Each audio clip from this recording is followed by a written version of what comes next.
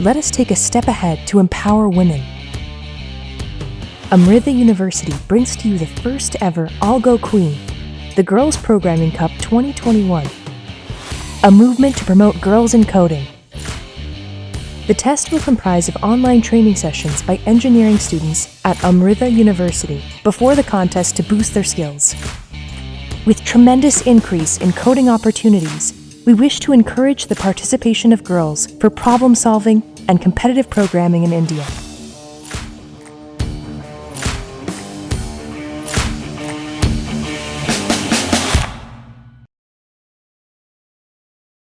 Hi, I'm Jo Perry, and I'm the Director of Judging for the ICPC. I've been working with the contest for 25 years, and I've always been a judge, or I've been part of a judging team.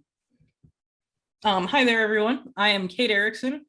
I've been involved with ICPC first as a volunteer at a contest site out in grad school. It was actually over at, or was it Colorado State University? This is Rocky Mountains behind me. So, proof I was actually there, took pictures and everything. Anyways, I was then more formally introduced to ICPC in 2015 when I started at UT Martin, where we regularly take part in the North American qualifiers, and we're now a host site for regionals in our area. Well, I heard about Algoqueen through Lisa Donahue, who's the ICPC Global Manager. And your mentor, and I hope I pronounced this name right, Maheshwara Chaitanya, asked some women who have worked with the ICPC to talk to you Algoqueen participants. And since I'm retired at the end of my career, I thought you would be interested also in hearing from Kate. She's young, she's at the beginning of her career, and perhaps more important, she's also enthusiastic and dedicated in her support for students like you. It was actually at one of the ICPC regional meetings this year where I had brought up some interest in doing some more outreach and particularly encouraging more young women to take part in ICPC events. And I am fairly certain that ended up getting me here with you all today. Well, I certainly picked you out of crowd. So well, we thought we'd give you a little bit of personal history. You heard a tiny bit from Kate about her involvement with the contest, but I'm going to go back further than that. I want to talk about when I was growing up. The only recognized professions for women were, and this is in the US, obviously, were teacher, nurse, and secretary. That's it. There were some women in non-traditional fields, but they were considered to be different or unusual, or certainly not in the ordinary. I didn't know any women engineers. I didn't know any women academicians in any kind of technical or scientific field, any of them. I do remember one woman medical doctor, and she was sort of totally out of the norm. We've come a long way since that time. When I was growing up, things were a little bit different. I was definitely in the realm of women can excel in any field, but we're still very, very vastly underrepresented in a whole lot of fields out there. I do remember as an undergraduate, I don't think I had any female computer science professors. Like there were some in English and something. I believe we had a few female TAs, so yay, but no actual computer science professors that were female. Also, it was a very big thing. My graduating class had a total of 8 female students graduating altogether, and the university was so excited because that was a high point, having 10% of the graduating class female. Wow. Wow. 50% of the population, 10% of the graduating class female. That's pretty impressive. Mm-hmm. Well, I'm going to impress you again with how old I am. This is my first calculator. It's a slide rule. I don't know if you girls have ever even seen a slide rule before. But so that will take you back a little bit in my career. And so I never really played with a slide rule. I mean, I played with one. I'm fairly certain my dad had one. I didn't ever really figure out how to use it, though. I did get started on a nice old 4-function calculator, but we did have graphing calculators. They were even required in high school. And actually, I wrote some of my very first programs in TI Basic on my old, I want to say it was a TI-83. I may not have been the most attentive student in that math class as I was fiddling with the calculator, but I did get some great programs written. Okay, my PhD was in math. But a lot of CS, a lot of computer science departments weren't founded until the 70s or even later.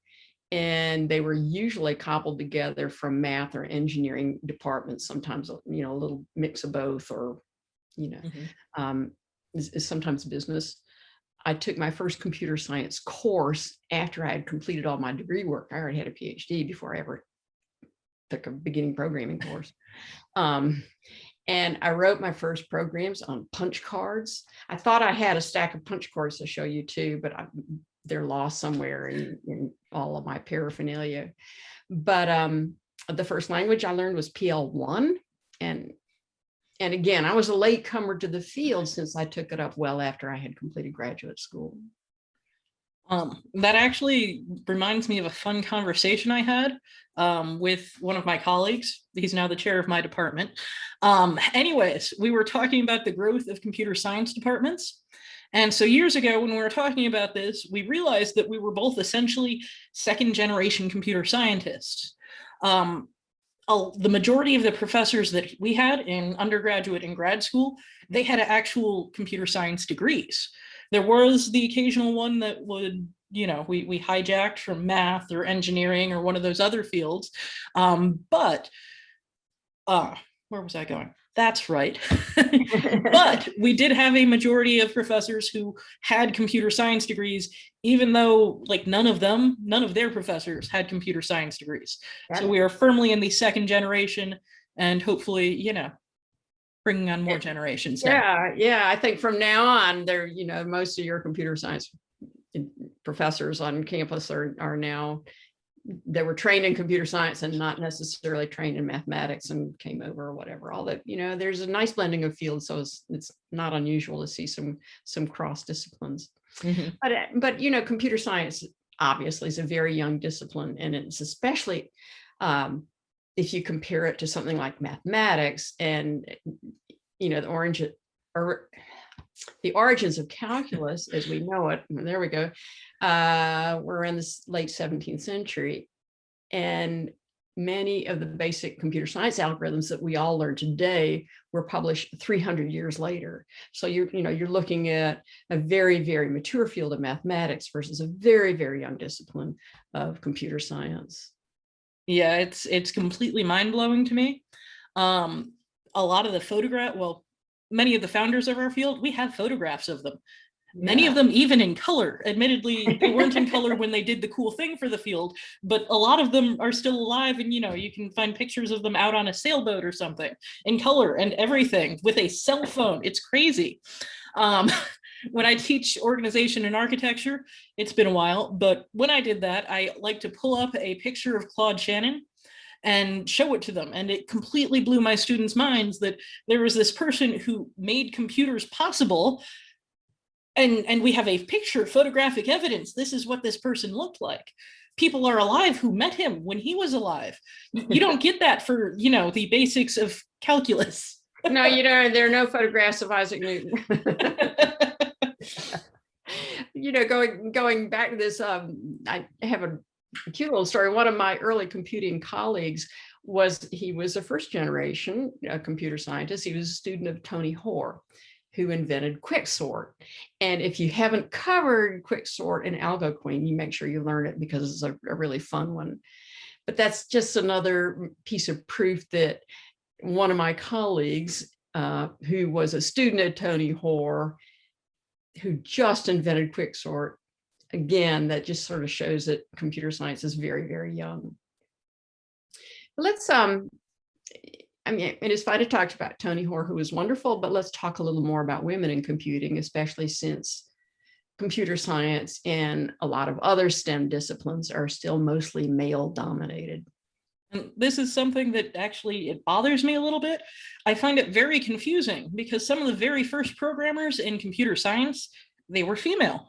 If we go way back in time, we can think about Ada Lovelace, who, you know, we do not have photographs of her, but way back before computers existed, she was a pen pal of Charles Babbage. and they were talking about his ideas for computing machinery, which of course never actually got built. But she was writing programs for these machines that don't exist. And so first off, it hurts my mind to think about that. I have enough problems writing programs on machines that do exist and are in front of me and I can debug within seconds. Like I don't even need to fill out punch cards and ship them to the other side of the state for debugging. No, but she was writing programs for computers that didn't exist. And she even came up with cool ideas about artificial intelligence when it wasn't even science fiction yet.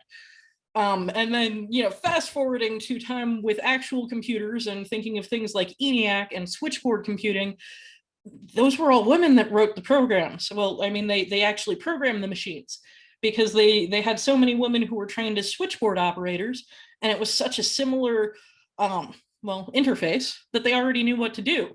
So they were inputting programs into these massive room-sized computers, and I mean, even then it was seen as women's work, right? Because there's no heavy lifting, you don't need muscles or brawn. It's women's work. Go sit in the corner and program your computer. Except that's not where we are at all right now. Somehow we shifted to being an almost entirely male field. That just really blows my mind a bit.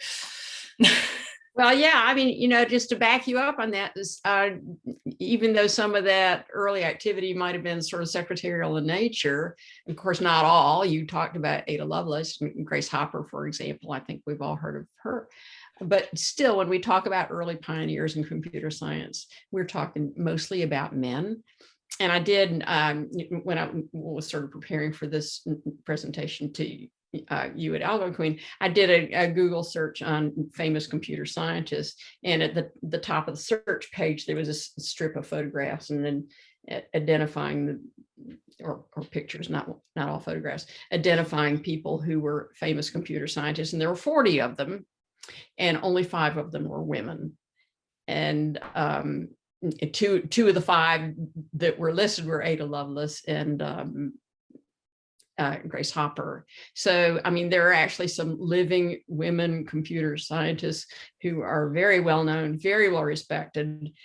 They broke a lot of barriers, and they have given us a world of information. So, and yes, like we've been saying, this is a very young field. It is currently not a terribly balanced field. We don't have that much diversity. It is mostly men. So we are still looking for ways of drawing in more women. We're both here to talk about Algoqueen because we're excited about this idea. We want to draw in more young women. We want to get you into this field too. If you do enter this field, you will be breaking barriers. I mean, heck, with the Algoqueen program, you are breaking barriers right this very second. And so we are just super excited to see you in this program. Absolutely. So let's see. Now, Kate and I met over ICPC, so let's see how the ICPC, the programming contest, fits into this discussion. And I'm going to start with a little more personal history, so you'll have to indulge me on this. I became a finalist judge in 1988. So, when Kate was, 2 or something like that, a toddler. She's very young. And the reason I became a judge is I just had a colleague who just asked me to contribute a couple of problems. And at that time, the ICPC didn't exist. The contest was under the banner of ACM. And I had barely heard of the contest before that year. And I remember at that first contest, I remember someone pointing out to the lobby and me, Steve Jobs talking to a bunch of friends, so these were early years. In that, the first contest I worked on was based on what we call SneakerNet. It wasn't a network contest. When a team would come up with a solution for a problem, they would download their solution on a floppy disk. A runner, someone in sneakers, would come and pick up the disk from them and run it up to the front of the room where the disk was inserted and time stamped. And then it went through handling from one machine to the next on, executing and recording results, et cetera. So things have changed. I'm actually now seeing horrible visions in my head as the poor runner carrying the precious floppy disk trips, stumbles, falls, knocks out an entire team and their computer. But I'm guessing that didn't happen quite so often. No, that didn't happen, but a lot of things that you didn't want to have happen. And so I already talked about it a little bit, but my first interactions with ICPC was when I was in grad school at Colorado State University, where I helped organize a regional competition. It was organized by another grad student, and we did it that one year, and then he was exhausted and we never did it again. So the next time I got involved with ICPC was in 2015, when I had first started teaching at the University of Tennessee at Martin, where I am now. And so the department had been taking part in the North American qualifier for years. And so I just kind of got dragged along into helping with that. I was the new faculty member. I volunteered for everything because I had no idea what was going on. And then we ended up driving a van full of students out to a regional competition a couple of weeks later to take part. I actually have minor scars from that event. We needed to get up very early to drive the students all in a university van. And so we had gotten contact information from all of the students. Of course, there was the one student running horribly late. And so I was calling his phone number, was not picking up. Finally, the phone number picks up. It was a poor woman in town. He had written down the wrong phone number. No. And so I think partially, at least as a response to that, and the hope of never having to get up that early or drive that far that early in the morning again, we started hosting regionals on campus. And that has been a great experience. And so once we started doing that, we needed to get the whole site set up, and I ended up pretty much taking over, making sure that all the software was good to go on all of the machines, making sure the machines were physically set up and put in the right place. Luckily, I did not have to physically haul them over and set them up myself. We have a lot of help from the campus IT services for that. But doing the final checks and everything, I usually end up doing those. And then this last year, because everything has been strange, cool. I ended up hosting a site again, but this time it was just a Discord server.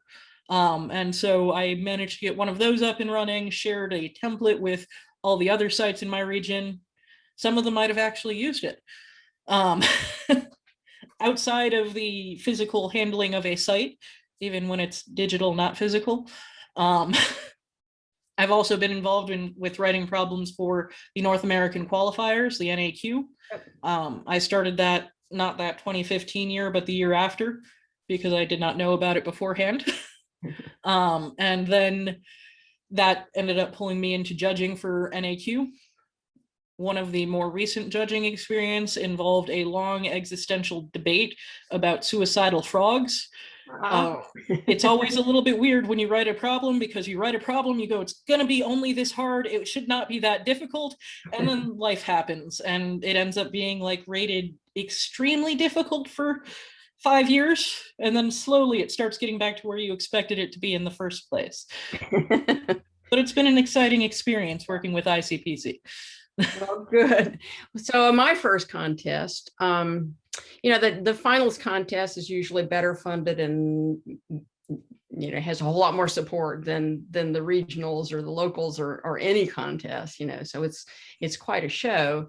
But the first contest I went to, basically the organization wasn't that tight, and it was sort of all hands on deck when they could get people to do work, and so I just pitched in where I saw help was needed. And, if they needed to format a bunch of floppy disks, I would sit there in the machine and plug them in and format, plug it and format, so, and I wasn't beneath crawling underneath the desks on the hands and knees and screwing in whatever cables needed to be screwed in. And, you just do it. You see that work needs to be done. It might be work that would be considered beneath you, but you still do it because there's work that needs to be done and someone's got to do it. So, you just sort of pitch in for the good of the effort.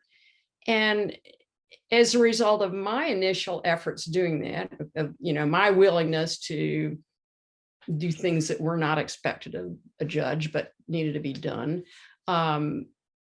Those efforts led to a longstanding relationship with the contest, which nobody, especially me, could have predicted.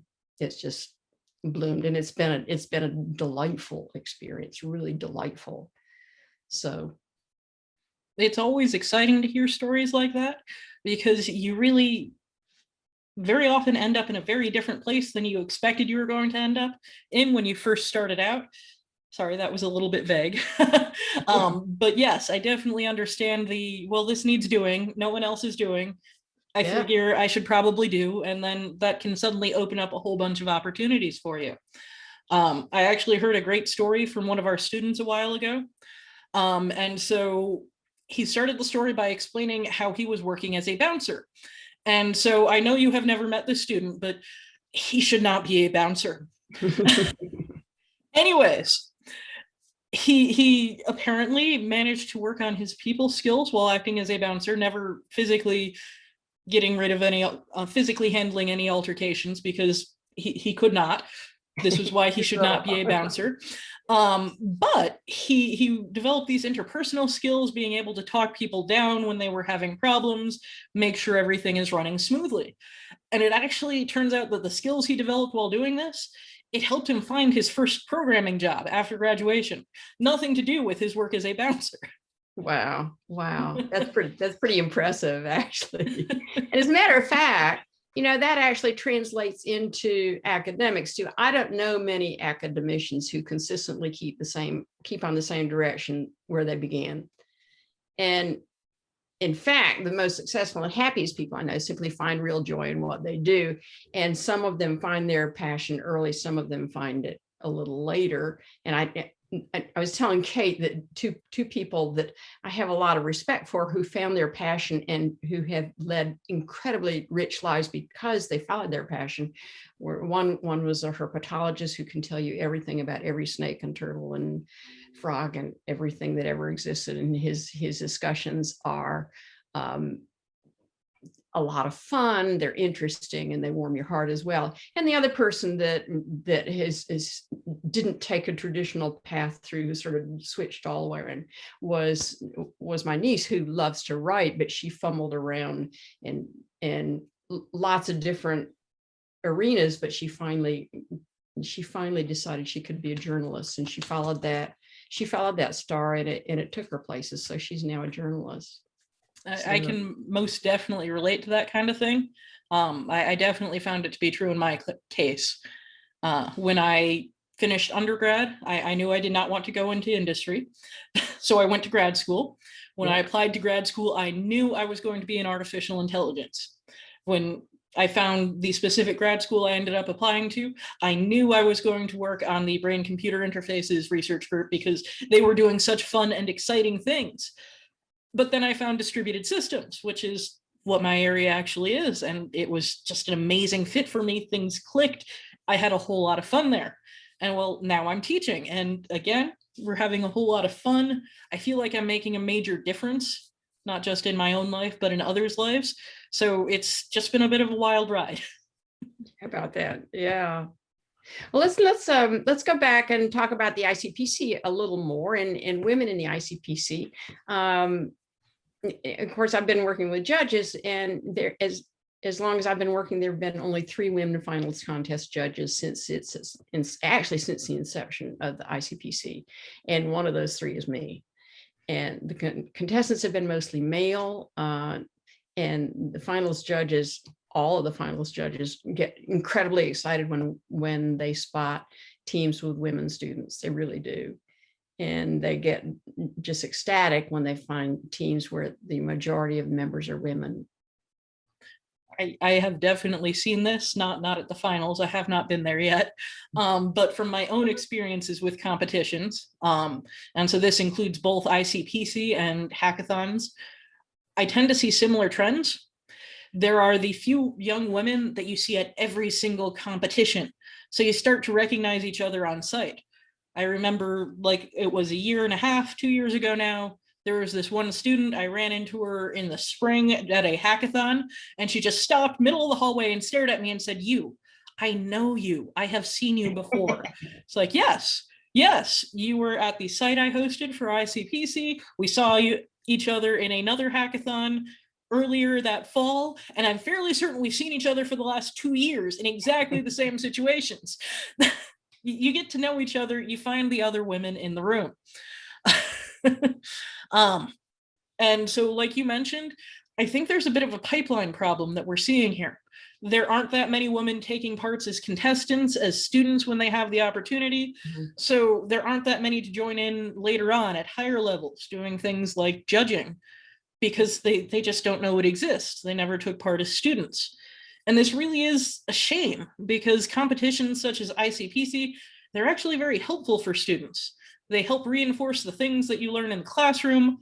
They give you a chance to see what you learn there in the classroom out in the real world.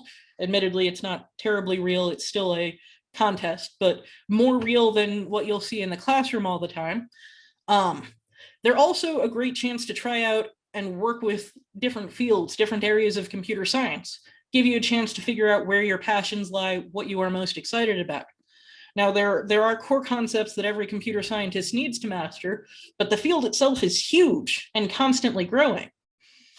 So you're right. And algorithms obviously constitute a critical part of that core, and as well as algorithms clearly being the focus of Algoqueen.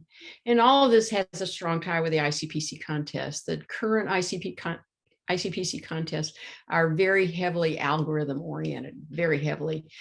Members of high performing teams have an excellent understanding of standard and not so standard algorithms, and they can apply them in different contexts. They know what to do. They know how to make them efficient, in which are appropriate under different circumstances. And so I think that's actually one of the trickier aspects of competitive programming, and also one of the more fun and exciting aspects. It's not enough to just know of an algorithm and know how to apply it, but you also need to know its strengths and its weaknesses. Make sure you have some alternative backup plans in mind in case that one doesn't work. And this is, of course, made even more fun and exciting because you have all these unknown test cases for problems, which means that there are weird edge cases that you have to sit down and really think about and try to get inside the mind of, how can I break this program? What would make it not work? Because I bet there's a sample test that will try to break it. So let's try to, do some preventative planning and plotting to make sure that everything works the first time through. Absolutely. And we're excited. There's a new group of young women getting ready to break the mostly male tradition of programming. We're really happy. And so while you're all going to be working hard, I want you to know and keep in mind that there is a large, energetic group of women and men too, who are all rooting for you to succeed. We will be there to cheer you on the whole way through Algoqueens and beyond. Something to keep in mind, even when you are facing difficult times, and you likely will, if not currently, at some point in time in your life. You'll also hit points where you look around and see a room where you are the only female in the room, you're the only woman, you're surrounded by men, you're the only one with your perspective. You're going to feel a little bit alone. But when that happens, remember, you do still have this whole large group of people cheering you on, trying to help make sure you succeed. And as you go through your career, you're going to find some closed doors. I mean, it just happens. You need to break down the ones that really stand in your way. Kate was good at breaking doors, and I was too. And so we hope that you can all encourage each other to take this discipline with seriousness and joy, because it is a joyful creative process when you're working with programs. It's a lot of fun. I hope you all have a chance to find that joy, find that fun in what you are doing. We also want to encourage you all to form an ICPC programming team with your fellow students, not only the other women, it's okay to bring in the men too, but help keep this tradition alive, help keep ICPC growing, bring more people in. That's the main thing. Absolutely. And Kate, do you have any advice on what to do after you get out of school? So this is a little bit tricksy, because once you're out of school, you can't take part anymore, which is sad and not quite as fun and exciting. But we do hope that you'll take some time to maybe reach out to others, help bring them into the fold. So one thought I had was to volunteer for things like after school programming activities as a professional. I do know there are a good number of companies out there that are excited to give their employees some time to go and do outreach, that kind of thing. Less formal, you might consider going back to visit your school, talk to current students about how much fun you had with ICPC, perhaps. And then the big thing overall, tell everyone, let them know ICPC exists, encourage them to take part, because it is a challenge, but it's one of those fun challenges. Absolutely. And we hope you enjoy, we hope that you discover the joys of algorithms this summer. We really had a good time talking to you and to each other too. It's nice to be with you, Kate. Thank you, you too, Joe. And yes, we hope to see you all at future ICPC events. Absolutely. Bye-bye. Bye-bye.